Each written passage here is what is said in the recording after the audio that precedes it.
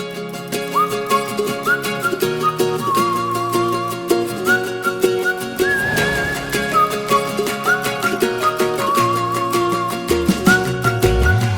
you looking for a fun and informative podcast all about training working dogs? Look no further than the LWDG Pod Dog. This weekly show is hosted by me, Joanne Perrott, founder of the Ladies Working Dog Group, and I chat to experienced trainers and experts in the field who will give you helpful tips and advice.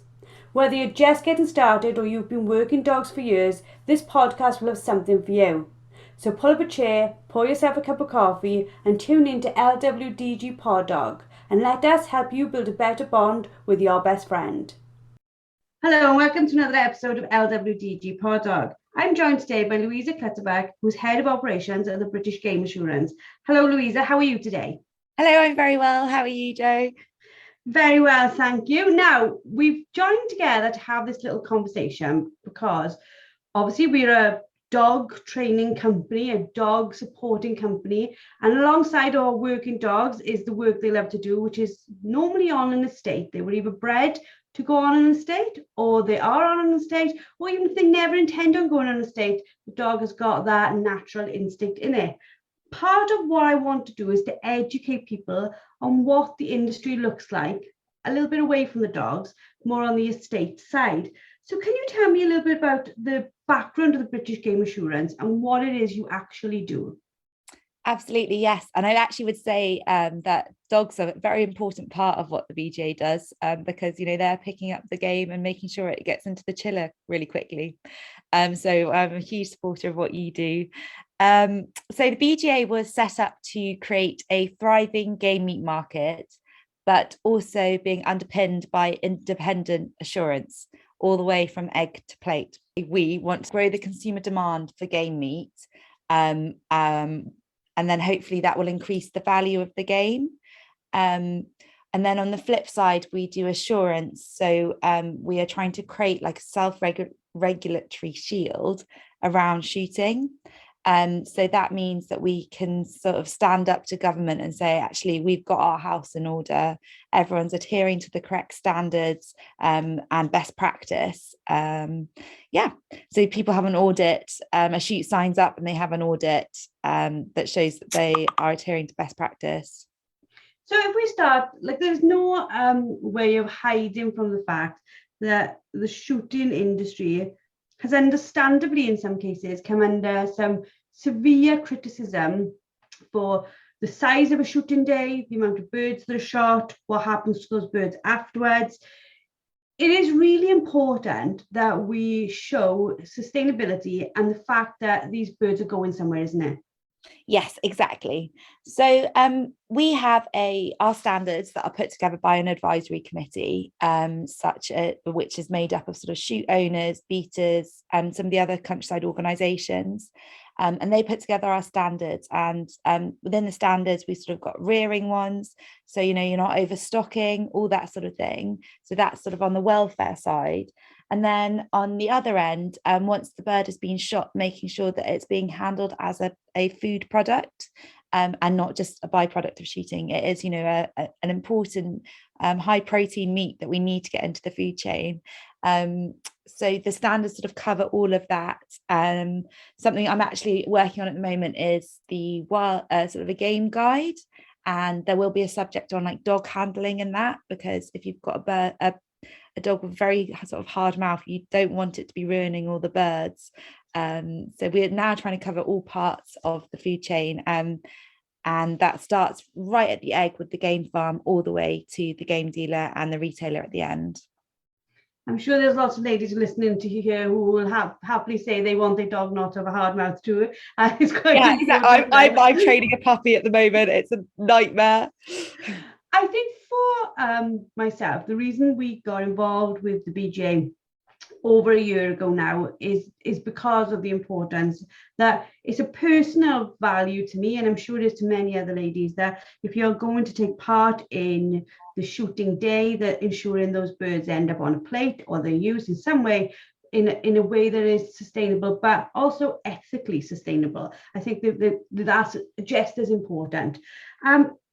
What we see right now, though, is this sort of feeling across the board that what's going to happen this year. So can you explain what's going on currently that is sort of making so much turbulence within the shooting industry?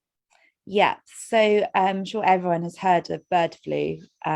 Bird flu has sort of decimated France. And because of Brexit, there has to be a sort of a 90-day cooling off period from an infection until the birds can come over. And sadly, that hasn't happened. So we're not getting any birds from France, whether that's eggs, poults, however you sort of a shoot gets their birds, or a game farmer for that matter. And that's just not happening this year. I've had quite a few different figures banded around about how many of our birds come in from France, some as high as 80%. I don't think it's that much. But yeah, the amount of shooting going ahead this season is going to be dramatically reduced. And I don't think a lot of people are aware of that. I've had several people be like, oh, it's okay, I'm getting my birds from France. And it's like, from Spain, sorry. And I'm like, okay, but I'm sure that guy has probably sold it to 3 other guys, and who's actually going to get the birds in the end. So for people to understand the policy perspective, do you know roughly how many birds we need a year roughly in the UK? So I know it's about 70 million that are normally well, so no one actually knows. We've been trying to do the figures off feed that is bought, obviously, and then because we need to create the demand. Well, we are creating the demand at the supermarket, but we then need to be able to not oversell the amount that is at the supermarket. So it's kind of difficult. But I think it's 70 million that goes into the food chain.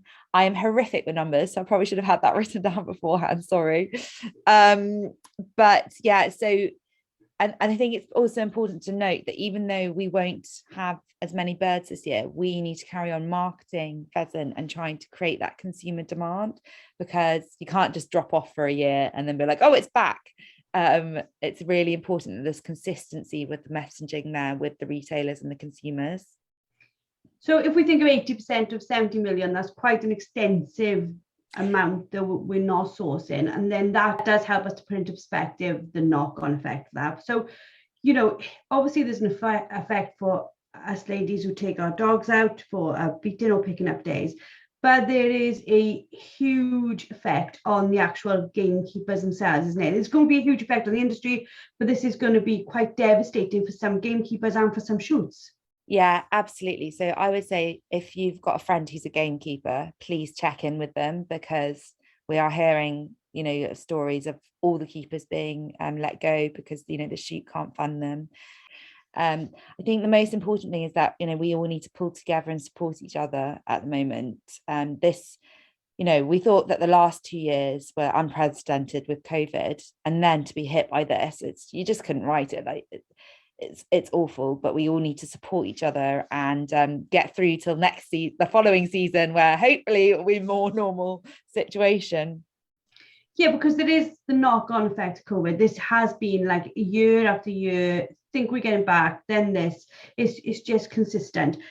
If there are people who are listening who maybe don't take their dogs out on estates, they just love gun dog training, they love being part of that side of it, is there ways that they can support what you do, support the gamekeepers, to support what we all love? I mean, so I would say just try and eat as much game as possible, and promote. So I head up Eat Wild, which is our consumer facing campaign. And I'm always pushing out recipes and reels. I'm on TikTok. I don't really understand it, but I've tried to do recipes on there. And it's just sort of following that and spreading the word, especially if you've got friends who don't eat game. I think there's a really old perception that game is, really gamey and not very nice. One of our standards is that the bird needs to get into the chiller as soon as possible, and it's not hung, it then goes straight to the processor. So there's no of that gamey flavor anymore. So yeah, just encouraging people to eat the meat, I think, and also talking to each other is really important. When we say there about the uptake of pheasant being used within the UK population, that has started to see, in a positive way, a really good increase, hasn't it? Yeah, so since the BJA was set up sort of 4 years ago, retail sales, so supermarket sales of game, have gone up by 9.6%, which is huge. I think like that's massive. We are doing the data again this year to see what the effect in the last year has been. So fingers crossed, it's again another big leap. But Sainsbury's, who had never done game before, now there's an assurance scheme. They said they were happy to start stocking it. So although the assurance scheme is creating this self-regulatory shield on the shooting side, it's also making it easier for us to find new markets because there's traceability that gives the consumer peace of mind. And whilst we always talk about in our group the dog side and being out on estates, how much we all love it, we are also in some ways the consumer too. I'm not on about we can we take a brace, or we're given access to free pheasant as part of the job we do, and we all love it and we all use it and eat it. So before the traceability, that means that even from that side of it, we know that what we're eating has had welfare standards. Exactly. And also you guys are in such a unique position because you go to lots of different shoots. You can see whether a shoot is adhering to best practice or not. And like you can always get in touch and be like, oh, actually, Louisa, I was on this shoot and I saw something pretty dodgy going on. Are they registered with you? And if they are, we can get some auditors out there to see what's going on. And then if they're not, well, we can then go and talk to the agents or guns on pegs who might be selling those days and said, oh, I've received a complaint from this shoot. Are you selling days? And then usually in that situation, they will speak to that shoot and say, we need to get you signed up with the BGA because we need to have an audit done. Otherwise, we can't carry on selling your days. Because we all have to take a certain amount of accountability, don't we? We can't allow it to go on as it is because of the pressures we face in the modern world of how other people outside of our sport perceive it. It is really important that we're quite strong and defend it, but defend it from a stance of knowing that we have something to defend. Absolutely. And also, I think educating anyone on the brilliant things that shoots do and how they look after the countryside. And it would be absolutely devastating to the countryside if we lost shooting. They look after all the hedgerows, the cover crops. All of this is important for wild animals, not just pheasants and partridge. And spreading that message is so important. You hit on a massive point that sometimes people who are maybe not part of the community don't realize that in these areas where the birds live throughout the year, there's an encouragement for all other kinds of wildlife. It's not just pheasant that eats the crop that's put down. It supports loads of other birds. It's all, when we've got pest control in those areas, that also supports other native birds who need that help. Yeah, absolutely. Like goldfinches, everything. I mean, it's just, yeah, it's so integral. And then, on the economy side, it's supporting local pubs, restaurants, beaters. Some people I grew up with, literally the only time they'd go and talk to people was when they went off beating. So it's just such an integral part of the countryside. And if we can't, we also are responsible to call out those people that aren't doing it correctly, but praise those that are. So now that you've sort of set up, a lot of people get scared by the whole idea of self-regulation, isn't it? Because it means holding yourself to a standard that maybe not that you didn't do before, but you are then very aware that you've signed up to behave in a certain way. How has the uptake been? Do you see lots and lots of estates feeling that this is an important thing to be a part of? Yes. So I think the biggest hurdle is that people feel like the audit is an exam, and actually most people fail the audit. And oh, sorry, my dog's just come to say hello. I wondered what I was doing. So the audit, you get non-conformances and you have 30 days to rectify those. But actually what we've done in light of bird flu is we've opened up our associate registration to any shoot. It used to be, it was £66 to sign up, and you couldn't be part of it if your game was going into the commercial food chain. However, we've got rid of that because we understand no one has the extra cash. and also probably not the extra time to do the paperwork that's needed for the audit. But the associate now, you just have to sign up to say that you agree to the Code of Good Shooting Practice and the Wild Game Guide. And that really is the minimum standard that every shoot should be doing. So it's super easy. They just have to put their shoot name in and their email address, and that's it. So we need, the government have told us we need 80% of shoots to sign up to self-regulation. So that's another reason for opening up. I don't know if you know Lord Richard Benyon, he's the Minister for DEFRA. He said in Parliament that every shoot in the country must be signed up to BGA. He said if they weren't, they were stupid, which was a bit harsh. That's what we don't want to call people out for not signing up because they feel stupid. But it shows that the support from government is there.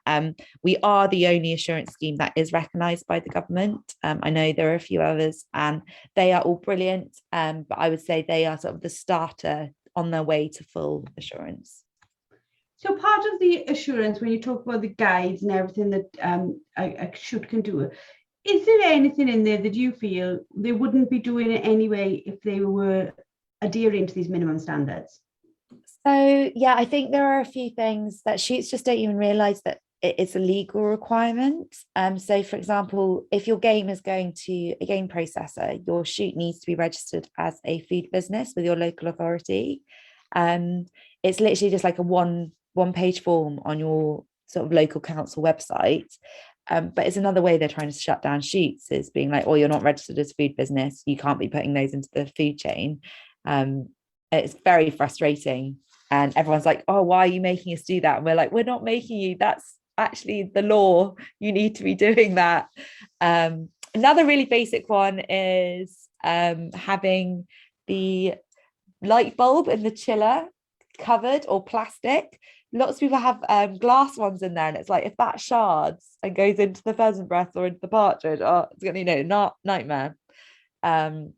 We are currently reviewing the standards because we've had feedback that they're too onerous. So we're trying to strip them back to predominantly just the legal stuff and maybe one or two things that are best practice and we feel everyone should be doing. I know that the paperwork, we send out record books and they are quite intimidating. But, in Scotland, some of this stuff is legal and the Scottish shoots have no problem doing it because they know they have to. It's just trying to get the English and the Welsh and the Northern Irish ones kind of on board with that as well. So although people get sort of quite scared of self-regulation, we're just really saying we've got to stay within the legal requirements of the government, but also just up our game that tiny little bit. Like when you're talking about bulbs are not a big thing to change. It's exactly. It's not massive changes in the way that you run a shoot. So in one way, you're also educating them to what needs to be done anyway. Yeah, it's kind of like professionalizing it, because also I don't think for a long time game wasn't seen as, it kind of just was a byproduct of shooting, when we're really trying to change people's minds that it's this great wild sustainable meat. My little sister's a vegetarian, for example, but she'll always eat game that I've shot because she's like, it's had a really nice life, it's lived in the wild. Unlike a chicken that's they're 6 weeks they're alive before they're killed, a batch farm chicken. A pheasant can live up to like 4 years out there before it gets shot. So I just think we just need to educate people on that. Yeah, because when we talk about figures like 70 million, we can't have 70 million byproducts of a leisure industry. It can't happen. No. We really do have to be using it, and we should be using it because of the benefits of pheasant. It's a very lean meat, it's very good for you. I know that I think you put out some emails not so long ago about where it's being used within the NHS. Yeah, NHS are doing a trial at the moment. I was actually with them the other day. We were doing a training day, like educating and informing them about game and its importance. That was venison as well as feathered game. We've also, it's been in the MOD for the last 2 years. So it's, people are slowly realizing, but they're just worried about the backlash that they'll get from sort of vegan and animal rights groups. But that's why it's so important that when people are eating game, it's come from an assured shoot, because at least that shoot can stand up and say, no, these have been reared to the highest welfare standards and the highest environmental standards. So we're actually having a positive impact on the countryside as opposed to a negative one. We also have a huge export market, don't we, for pheasant? Yes. So that has kind of changed since Brexit. It was really, really hard to, the amount of paperwork and things now to export to Europe is incredibly difficult. And there are still a few processors that are exporting out. We've also been like, we have negotiated deals out to Hong Kong and things like that in the past. Export is not our predominant focus at the moment. We really want everyone in the UK to have pheasant as like a staple, you know, just like they'd have chicken. We want you to have pheasant. And like, actually, when you're just talking about then about the health benefits of it, you know, any of my friends who are really into like gymming and gains and all that stuff, I'm like, swap your pheasant, you know, swap chicken for pheasant, because it's much higher in protein, and it's leaner, so you know, less fat, higher protein. You're going to get in the nutrients that you need much quicker. And also supporting the British countryside, also supporting the British economy. Yeah. And also when you mention things like chickens are alive for 6 weeks, it frightens me that chickens can get that big in 6 weeks. Well, what are they pumped full of? I can't even think about it too much, because I think I would probably be quite disturbed by it. But it is that frightening, isn't it? But then I think we also have this perception or acceptance of, if it's on the supermarket shelves and we see the red tractor, or we can see it's from Britain, we know there is a set welfare standard. We don't look into it too much, because it's not always the nicest thing to look into.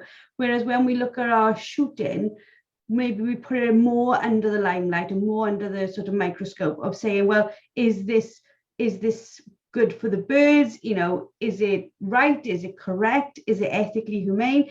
And I think sometimes people don't delve into that enough to know that the answer is yes, it is actually a better way. Well, yeah, you don't have to go to an abattoir, you know, they're not, it's just, for me, I mean, I basically don't eat chicken anymore, because I also had to do some research into, you know, and I never want to eat it again. I think it is exactly, it's completely in the wild. It hasn't had to travel to an abattoir. Like we did a game sort of pop up in Bristol a few years ago, and there were vegetarians and vegans that never even heard of pheasant. And so we just they all tried it, and they were like, it's delicious. And they were like, well, if it's had this life in the wild, I definitely want to eat it. So it's just things like that. I think also you never see dead chickens and you never see dead cows or sheep. So my biggest thing is trying to get away with people posting like photos of dead pheasants, because that's instantly going to put people off. One of the supermarkets for a while had pictures of cows on their packaging, and the sales of beef dropped down. They switched that to a drawing of a cow, and the sales went back up.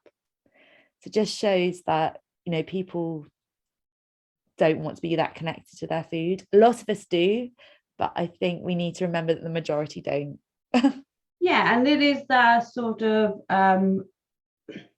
disconnect. Like, for example, my husband's now to instructor, and sometimes they get groups from inner city, and they get off the bus, they see a sheep, and they're petrified, and they're like, what is it? And it's like, Matt comes home, and no, we don't laugh, because that's nothing, but that's how disconnected they are. They don't know what a sheep is. And I'm like, sometimes that's not very good for you, where you don't realize what it is that you're eating, or where it came from, or what its life cycle was like.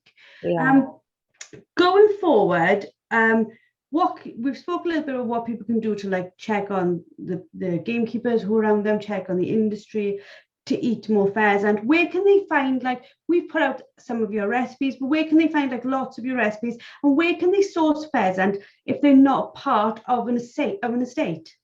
So I had the Eat Wild website, which is www.eatwild.co, which was supposed to be edgy and appeal to like millennials and Gen Zs. Actually drives me mental, the .co. But if they head to there, there's a page of stockists. There are online suppliers. There's some really good ones out there, like Home Farm Venison.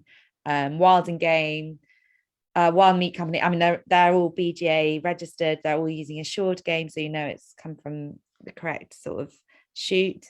And so the recipes, and also I'm on Instagram, Facebook, and Twitter for Let's Eat Wild. So yeah. So we can go to those. And as you sort of mentioned, and as we just discussed about putting up pictures of dead pheasant and dead cow, we could encourage people around us by putting up the pictures of food, couldn't we? Once we've cooked like pheasant curry or whatever, we can put those up and encourage people to look at eating pheasant. And also, when you're out in like your local pub, just ask them, do you ever put pheasant on the menu? I think the more that pubs and restaurants can see that people want it, that's really, really helpful. Yeah, and the one sort of thing, obviously I'm passionate about this whole topic from an ethical position, but also it's really important people understand the high quality of our dogs, their breeding to do a job has been that way for as long as they've been registered or bred in this way, or as long as there's been shoots, to get the best of the best. If we take away shooting, we no longer have that push to have the best of the best. So it indirectly affects the quality of the dogs we see going forward. Yeah, exactly. And I don't think you'd have any of the trials or any of that. I think that would all kind of be lost once shooting goes. Which would be incredibly sad, because our dogs do an incredibly well. They blow me away watching a dog hunting. I think you can't ask for a better day out. They're just fascinating. Thank you so much for coming on the podcast today. I will put in the show notes all the links to Eat Wild and to the British Game Assurance, things like that. Is there anything else that you want to sort of pass on to our members before we finish our podcast? No, just please always feel free to email me and contact me. I am hoping that I'll be able to come to some of your events soon, because I've got a very naughty Labrador. She absolutely loves pheasants and finding them is brilliant, but trying to get her to stay calm when she's out is difficult. So I'm in dire need to come along to some of your training sessions and watch some of the masterclasses. And looking forward to meeting like more of the community. Will we find you in the game fair this year? Yes, I am doing. We've got a bigger stand this year. We're next to the Country Food Trust, and I'm also going to be doing some recipe demos on the stand throughout the show, and also on the stage, I think on the Friday. We were next to you last year, and you tortured me with the smell of incredible food all day long. Everyone in our stand was like, what is that smell? But just quickly before we finish the podcast, do you want to tell the listeners about the Country Food Trust and how you work with them? Yeah, so I'm actually ambassador for them. Well, so sort of social media ambassador for them. The Country Food Trust was originally set up to take pheasants and turn it into food for the homeless. They now do it with not just pheasant, but with venison and also sort of cuts of meat that people wouldn't necessarily use. And they've fed thousands of homeless people, and it goes to homeless shelters and also to food banks now. Yeah, and they also did a huge Ukraine appeal and took a whole load out to Ukraine. That's incredible, isn't it? And it's important that we all know this stuff and talk about this stuff to show the good stuff that our industry is doing as well. Yeah, exactly. I mean, the Country Food Trust is an amazing charity, and we are very proud to support them. Fantastic. Well, I hope you've all enjoyed listening to this week's Pod Dog. If you are interested in this topic, weeks ago we also had a podcast with Amy from Hoddy, so go back and listen to that. That shows another way that we're making sure that pheasant gets into the consumer chain in pet food. So speak to you all soon, and I hope to see you all next week. Thank you for listening to LWDG Pod Dog with me, Jo Parrott. Now, we all know training a dog takes time, energy and patience, but our lives can be really, really busy. Don't worry, the LWDG has got you covered. Join us for our free planning workshop, where we'll show you how to use short 10-minute training sessions each day to fast forward your dog's education. Our experts have years of experience in training dogs and will help you get started on the right foot. Register now and start making progress with your furry friend today. Go to our Facebook page, the Ladies Working Dog Group, and click on the pinned post, or visit www thelwdg.com.